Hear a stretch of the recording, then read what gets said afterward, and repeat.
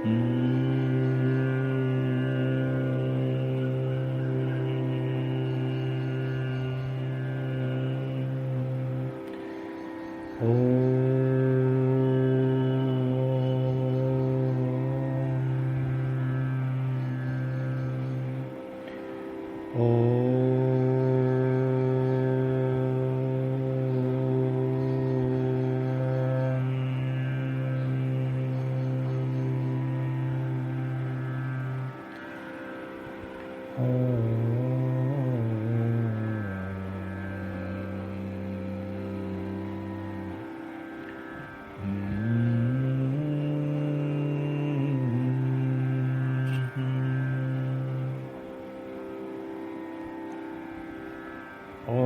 शांति।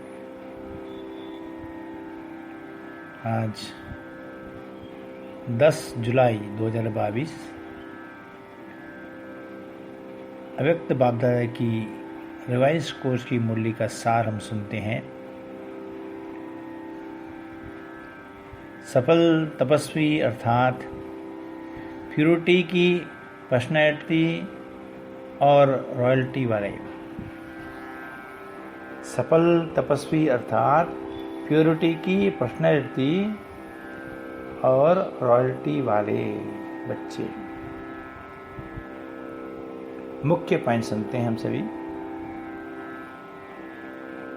ब्राह्मण जीवन की विशिष्टता ही तपस्या है। हम सभी बाबा के बच्चे बने, ब्राह्मण बने, तो हमारी विशिष्टता क्या है? तपस्या। तपस्या अर्थात एक के लगन में मगन रहना। तपस्या अर्थात एक निराकार ज्योति स्वरूप परमात्मा शिव बाबा के प्यार में मगन रहना। हर घड़ी बाबा निराकार शिव बाबा हमारी बुद्धि में रहे, उनकी याद बनी रहे। यही है लगन में मगन होना।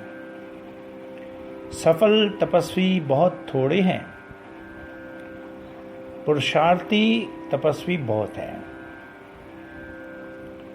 इस ब्राह्मण परिवार में सभी तपस्वी है, लेकिन एक है सफल तपस्वी और दूसरे पुरुषार्थी जो करते रहते पुरुषार्थ। हम सभी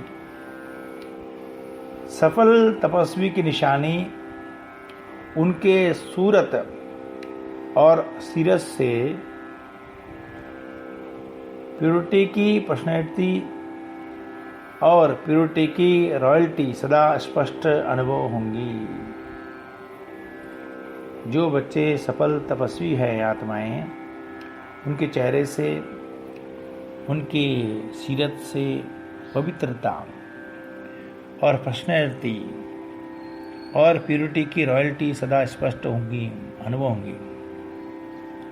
तपस्या का अर्थ ही है मन वचन कर्म और संबंध संपर्क में अपवित्रता का अंश मात्र नाम निशान भी समाप्त होना। मन वचन कर्म संबंध संपर्क में अपवित्रता का अंश मात्र नाम निशान भी समाप्त होना। तपस्वी अर्थात संपूर्ण वैष्णव। वैष्णव कभी बुरी चीज को टच नहीं करते हैं। दोनों का स्थूल और आप ब्राह्मण वैष्णव आत्माओं का है सूक्ष्म।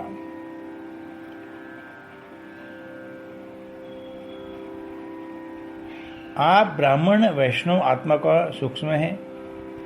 बुराई को टच न करना ही यही तपस्या है। अर्थात बुरी बात, बुरे संस्कार, विशेष इम्प्योरिटी के संस्कार, काम के संस्कार, इन बातों को टच न करना ही विशेष तपस्या है। तपस्या अर्थात प्योरिटी के पर्सनैलिटी और रॉयल्टी का स्वयं भी अनुभव करना और औरों को भी अनुभव कराना।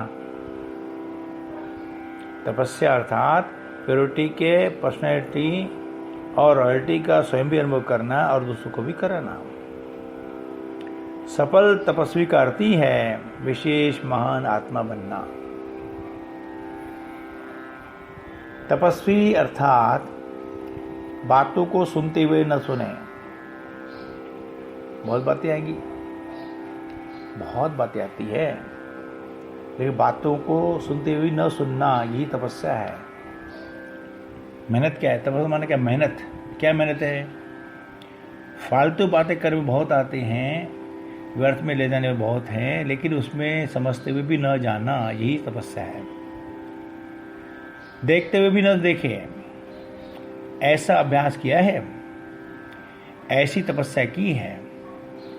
ऐसे जो बातें सुनते हो, देखते हो, आपके काम की नहीं है, तो सुनते भी नहीं सुनो, देखते भी ना देखो। अगर मन बुद्धि में धारण किया कि ये ऐसे है, ये ऐसे है, ये वैसे हैं, इसको कहा जाता है व्यर्थ बुराई को टच किया। अर्थात सच्चा वैष्णवपन संपूर्ण रूप से नहीं है। प्योरिटी के पर्सनैलिटी में परसेंटेज कम, अर्थात तपस्या की परसेंटेज कम है।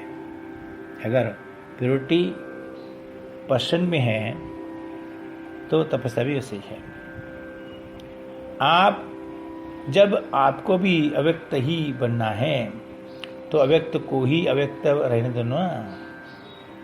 हम कहते हैं ना बाबा को, बाबा आप भी आ जाओ, साकार में आ जाओ हमसे मिलने के लिए, भगवान को कहते हैं। अब आती भी है, लेकिन बाबा कहते हैं जब आप बच्चों को अव्यक्त बनना है ना, तो अव्यक्त को व्यक्त ही रहने दो। मुझे क्यों लाते साकार में? अव्यक्त मिलन के अनुभव को बढ़ाते ही चलो, ये खास बात है। अव्यक्त मिलन को अनुभव बढ़ाते चलो। क्यों? क्योंकि आगे बाप दादा साकार में नहीं आ पाएंगे, तो अनुभव करें हम अव्यक्त मिलन का। सूक्ष्म वतन में हम जाके बाबा से मिले। अभी तक बाबा हमसे मिलने आते हैं, अभी तक बाबा हमसे मिलने आते थे मधुबन में। अब हम क्या करें? अब बाबा के हम जाएं। ऐसा अच्छा अनुभव हम सभी करें, इतना अच्छा तपस्या का स्वरूप हमारा हो कि मैं आत्मा चली फरिश्ता बन के सूक्ष्म वतन में, और सामने बैठे हैं बाप दादा ब्रह्मा बाबा, उनके मस्तक में शिव बाबा बैठे हैं। हम उनके सामने जाके बैठ जाएं और देखें बाबा कैसे फरिश्ते रूप में सामने बैठे हैं, और मैं भी फरिश्ता बाबा के सामने बैठा अकेला। यहाँ तो मधुबन में जाते हैं, बहुत हजारों भाई बहने होते हैं, मिलना होता नहीं, दूर से देखना पड़ता है। लेकिन सूक्ष्म वतन में अकेला हूँ, बाबा मेरे खाली बैठे हुए हैं।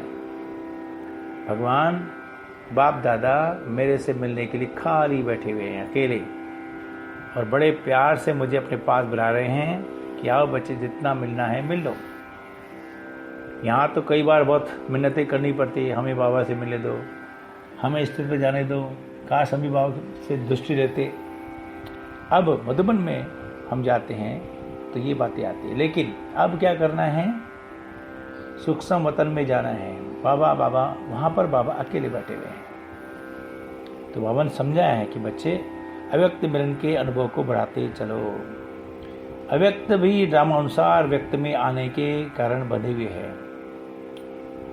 अव्यक्त भी ड्रामानुसार व्यक्त में आने के लिए बंधे हुए हैं, लेकिन समय प्रमाण, सर्कमस्टांस प्रमाण अव्यक्त मिलन का अनुभव बहुत काम आने वाला है।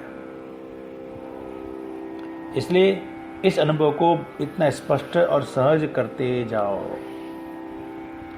जो भी जहां से भी आए हो, इस समय सभी मधुबन निवासी हो, या अपने को महाराष्ट्र निवासी, उड़ीसा निवासी समझते हो, क्या समझते हो?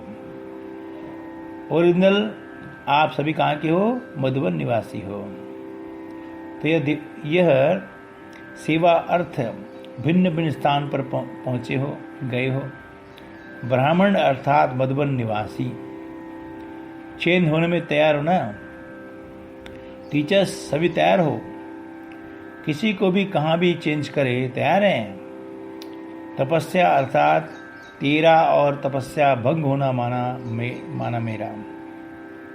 तपस्या अर्थात सब तेरा, और अगर तपस्या भंग होती है तो क्या समझते हैं? मेरा। समझा? ये तो सब छोटी छोटी चीज़ें कहेंगी, हर नहीं यहाँ से वहाँ चले जाएं। बड़ों को आगे सोचना पड़ता है। अच्छा, जो सेंटर पर आने वाले हैं वो भी सोचते होंगे हमारी टीचर चली गई। आप सभी एवर रेडी हो ना? कोई भी टीचर मिले, बाप दादा जिम्मेदार है, दादी दीदी जिम्मेदार है। हाथ उठाएं।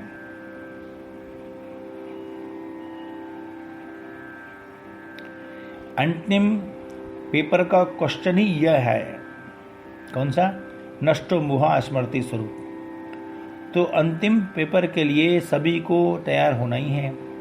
रिहर्सल करेंगे ना, जोन हेड को भी चेंज करेंगे, पांडवों को भी चेंज करेंगे। आपका है ही क्या? बाप दादा ने दिया है और बाप दादा ने लिया। समझा? तो फिर बाबा ने पार्टी से कहा है, तपस्या अर्थात एक बाप दूसरा न कोई, निमित्त बनकर सेवा करना यह और बात है, लेकिन लगाव जहाँ भी होगा, चाहे व्यक्ति में चाहे वैभव में, तो लगाव की निशानी है, वहाँ बुद्धि जरूर जाएगी। क्या बताया? लगाव की निशानी क्या है? वहाँ बुद्धि बार बार जरूर जाएंगी। मन भागेगा आप जरूर, तो चेक करो मेरा कहाँ और बोझ हुआ। बाप का है, बाप करेगा, मैं निमित्त हूँ तो हल्के हैं। मेरा मानना अर्थात बोझ उठाना। समझा? मेरा माना मैला होना। जहाँ मेरापन होगा वहाँ विकारों का मैलापन जरूर होगा।